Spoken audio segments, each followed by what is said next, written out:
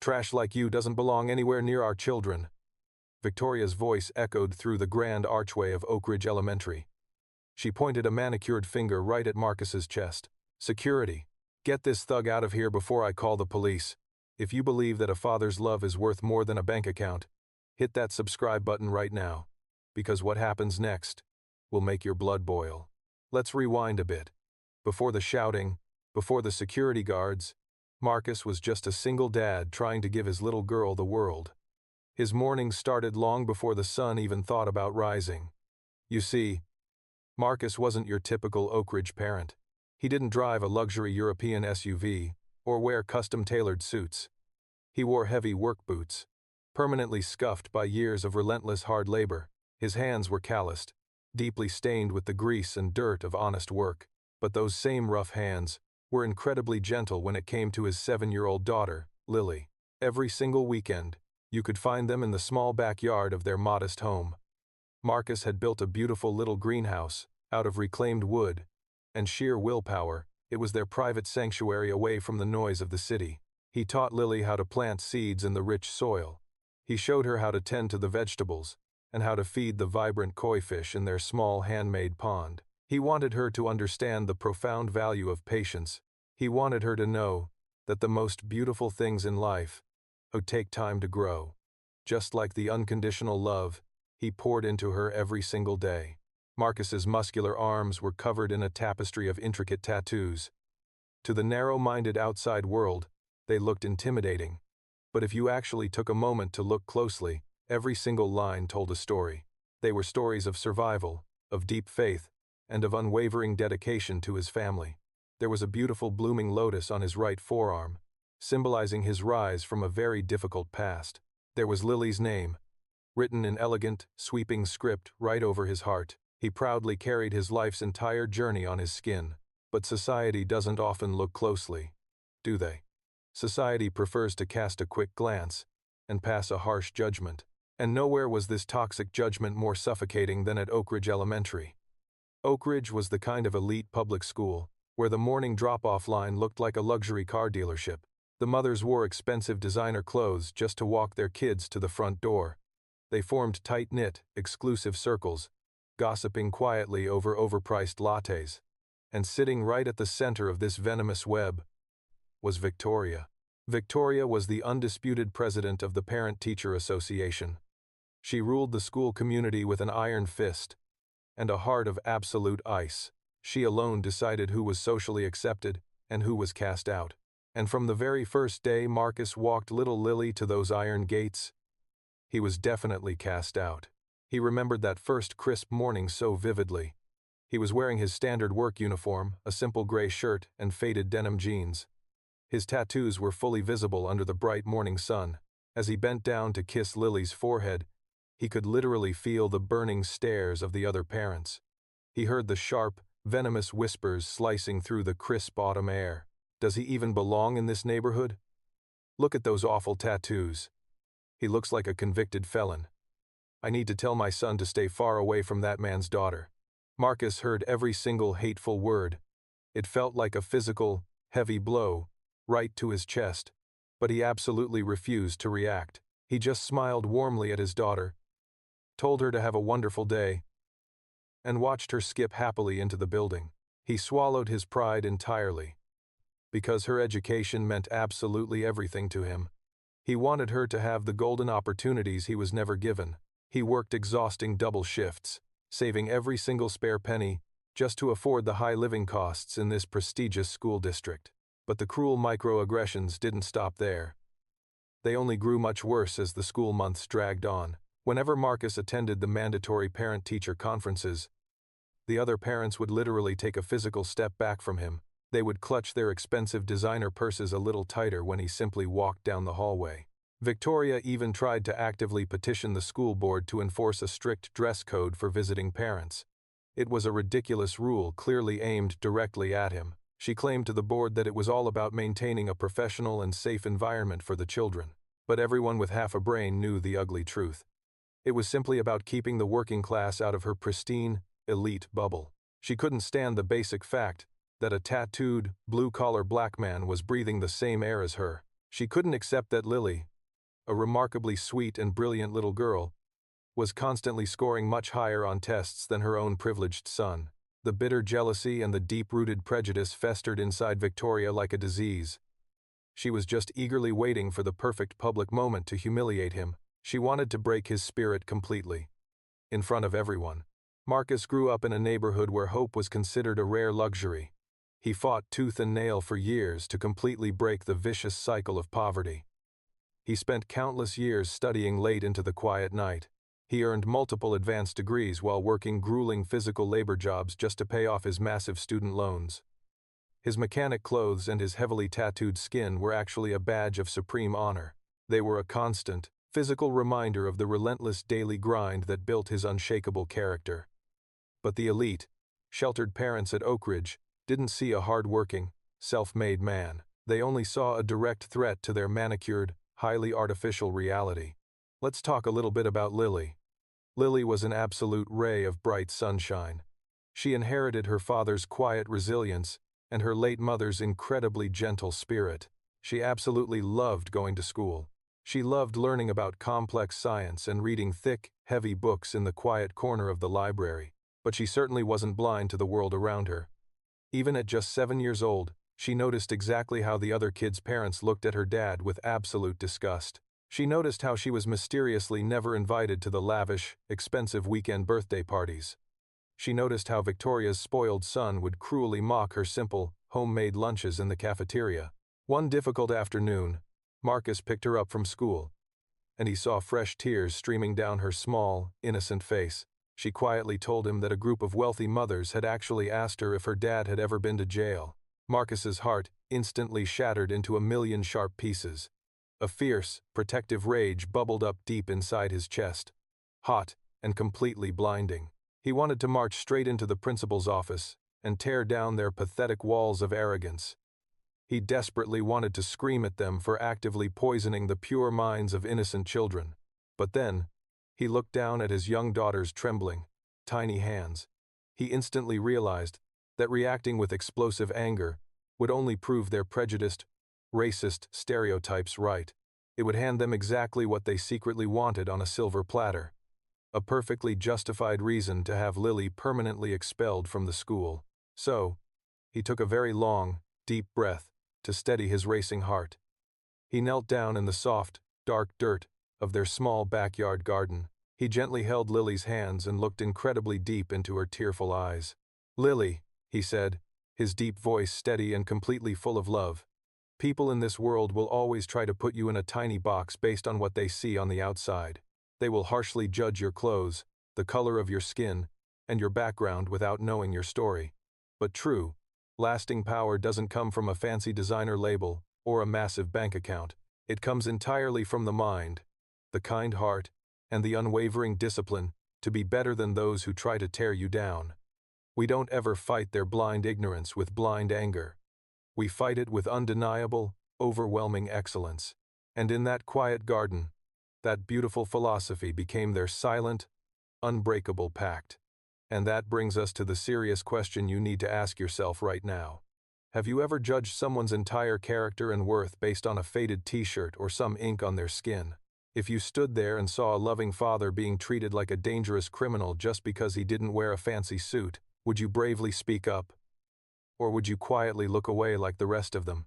Drop a comment right now and tell me the honest truth. Because your silence is exactly what gives arrogant people like Victoria their destructive power. The day of the Oakridge annual spring festival finally arrived. This wasn't just a regular school fair with cheap plastic prizes and a messy dunk tank. No, this was Oakridge.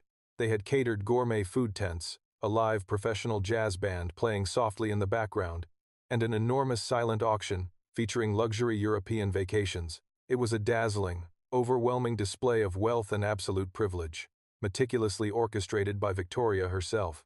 She stood right at the grand entrance, wearing a spotless, expensive designer white blazer, flanked by her usual entourage of PTA mothers. They were practically guarding the gates like elite bouncers at an exclusive VIP club, deciding who was worthy of entering their perfect little bubble. Marcus had taken the entire afternoon off from his heavy machinery job. He had scrubbed his hands raw with rough industrial soap for an hour, just to get the thick black grease out from under his fingernails. He put on his best, cleanest pair of dark denim jeans, and a simple, neatly ironed black button-down shirt. He wanted to look nice for Lily. He wanted her to feel incredibly proud walking in next to him, regardless of what anyone else thought. Lily was practically vibrating with pure excitement. She was wearing a pretty yellow sundress, her little hand gripping his tightly as they walked up the wide, sunlit stone pathway. But the moment Victoria spotted them, her fake, highly polished smile instantly vanished.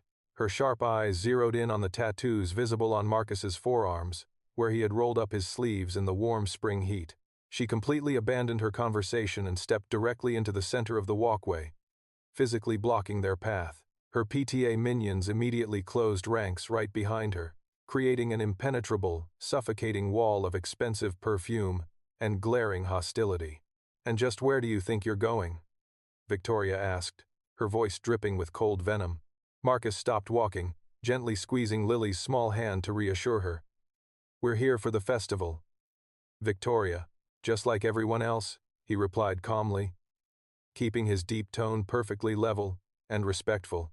Victoria let out a sharp, incredibly mocking laugh that made the other mothers smirk in unison. "Everyone else? Look around you, Marcus. Do you honestly think you belong with everyone else here?" She looked him up and down with absolute, unfiltered disgust, making sure her voice was loud enough to draw an audience. "This is a private, ticketed event designed to support the exceptional educational standards of Oakridge. It is not a cheap street carnival for people of your background." A heavy, deeply uncomfortable silence fell over the immediate area. Other parents stopped walking. They turned their heads, watching the horrific scene unfold with wide eyes, but not a single one of them stepped forward to intervene. "I bought our tickets 3 weeks ago," Marcus said, keeping his eyes firmly locked onto hers, refusing to break eye contact. "I don't care what you bought," Victoria hissed, stepping uncomfortably closer, her voice dropping to a vicious, hateful whisper. "Your very presence here is an insult to everything we've built. Look at you. You look like you just crawled out of a state penitentiary. You're a walking, talking security threat to our children." Lily shrank back, completely terrified, hiding behind her father's sturdy leg. "Dad?" she whispered, her tiny voice trembling with confusion. "Did we do something wrong?" Hearing the raw fear in his daughter's voice was the ultimate trigger. Every single protective instinct in Marcus's strong body screamed at him to tear Victoria apart. He wanted to unleash decades of pent-up anger and frustration right into her smug, incredibly arrogant face. He could have easily intimidated her. He could have raised his voice and made her cower in genuine fear in front of all her friends. But then, he looked down. He saw Lily's wide, innocent eyes looking up at him, desperately waiting to see how her hero would handle the villain. If he lost his temper, he would become exactly the savage, uneducated beast Victoria desperately wanted him to be. He would permanently traumatize his own daughter just to satisfy his temporary ego. So, he performed an act of superhuman restraint. He took a slow, incredibly deep breath. Feeling his rapid heartbeat drumming furiously against his ribs, he slowly dropped down to one knee, putting himself completely at Lily's eye level, deliberately turning his back on Victoria for a brief second to shield his daughter. "We didn't do anything wrong, baby," he said softly, his rough, calloused hands gently cupping her cheeks. "Sometimes, people carry a lot of ugliness in their hearts, and they try to spill it onto others. But we don't have to let it touch us. Remember what we talked about in our garden?" Lily sniffled, bravely nodding her head, wiping a tear away.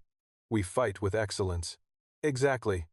Marcus smiled, a genuine, overwhelmingly warm smile that completely ignored the toxic hostility standing right behind him. He stood back up, towering over Victoria, but his demeanor was eerily, unnervingly calm. "Security!" Victoria suddenly shrieked, her voice cracking as she waved frantically at 2 uniformed guards standing near the ticket booth. "I need this man removed immediately. He's trespassing and acting aggressively toward me." It was a blatant, completely outrageous lie, but the guards, paid directly by the generous PTA funds, started jogging over immediately, their hands resting cautiously on their heavy utility belts. Marcus didn't flinch. He didn't run. He just looked at the massive crowd of wealthy, highly educated, successful parents standing around them in absolute, deafening silence. They were respected doctors, powerful lawyers, and wealthy CEOs. Yet, in the face of raw, undeniable injustice, they were nothing but complete cowards. They watched a deeply loving father get publicly humiliated in front of his crying child, and they did absolutely nothing to stop it. Let me pause right here and ask you something truly crucial. If you were standing in that crowd, watching a malicious mother lie to security just to humiliate a hardworking dad, would you have the guts to pull out your phone and record the truth to defend him? Or would you just awkwardly look at your expensive shoes and pretend it wasn't your business because you didn't want to risk losing your social standing? Drop a comment below and tell me what you would honestly do. Because it's incredibly easy to judge the villain on screen, but it's much harder to admit when we've played the role of the silent coward in real life. The lead guard pushed roughly through the crowd, stopping right in front of Marcus. "Sir, I'm going to have to ask you to step off the property," the guard commanded, strictly addressing Marcus without even asking what happened. "I have my tickets right here on my phone," Marcus said quietly, reaching slowly into his pocket to avoid any sudden movements that could be misinterpreted. "I said step off the property. Now!" the guard barked, stepping into Marcus's personal space, clearly trying to provoke a physical reaction. The sheer indignity of it all was utterly suffocating. Victoria crossed her arms, a triumphant, wicked smirk spreading across her face. She thought she had won. She thought she had successfully crushed the insect that dared to crawl into her pristine, elite garden. "It's okay," Marcus said, raising his hands peacefully, his voice carrying a strange, undeniable heavy authority. "We'll step back. We don't want any trouble." He gently took Lily's hand and walked backwards, retreating to a quiet, shaded bench near the auditorium entrance, just out of Victoria's immediate domain, but still on the campus grounds. "Trash always knows its place eventually," Victoria muttered loudly, practically strutting back to her position as the crowd slowly dispersed, returning to their expensive lattes, completely wiping their conscience clean. But what Victoria didn't know was that Marcus wasn't retreating in defeat. He was just waiting for the clock to strike 10. 10 o'clock on the dot.